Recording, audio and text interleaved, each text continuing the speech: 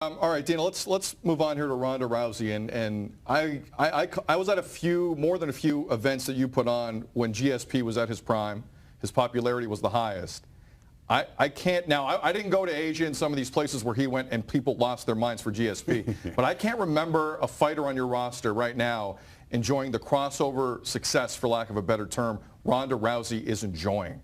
What do you attribute that to, and how sustainable is that in your opinion? Yeah, there never has been. There's never been a fighter in the UFC that's been as popular as Ronda Rousey or as big a star as she is. Movies. She gets on shows that we can't get the guys on. She just won 2 ESPYs, and the list goes on and on. First of all, she's incredible. She's an amazing athlete. She deserved both those ESPYs. She is the fighter of the year, and she is the best female athlete. I agree. She's the greatest athlete that I've ever worked with. Wow. You know, it's interesting. You went from a guy saying you'll never see women in the UFC ever to this situation. Did you ever foresee it going this way? No, because what I didn't expect is I didn't expect the women to get to the level that they're at that now, so technical. And I don't know if you guys have ever seen Joanna Jędrzejczyk, but she's awesome too. She's the 115-pound champion in the UFC. If you haven't seen her, check her out. Do you really think that Rousey would ragdoll Mayweather? I know she would. That's a fact.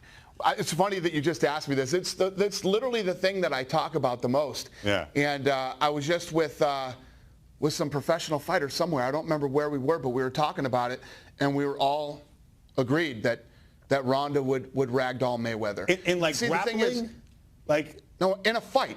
If they met in the street right now, somewhere, anywhere, she would hurt him badly. But so he fought at 146 and she fights at 135? Right. Have you guys ever seen Floyd Mayweather? He's a small guy. He's this big. Okay. But he's fast though. Yeah, but Dana, I'm scared of him, and I'm 2. He's like really I'm 2 bills. I'm scared of him. He's fast. So he's going to go in. He uses his hands. Once Ronda puts her hands on him, he's done. Done. Really? And you were in both games, so you're not talking out of your ass here. You've been in both games. And I used to be on that side of the game where I used to think in boxing, I used to go, God, if one of these boxers ever hit these, no, it's not true. When these guys grab onto you, you're done. The leg kicks alone would stop Mayweather. Dana, I don't know if anyone's ever asked you this. Do you like Floyd? I do. How long you know him? Yeah, I respect Floyd.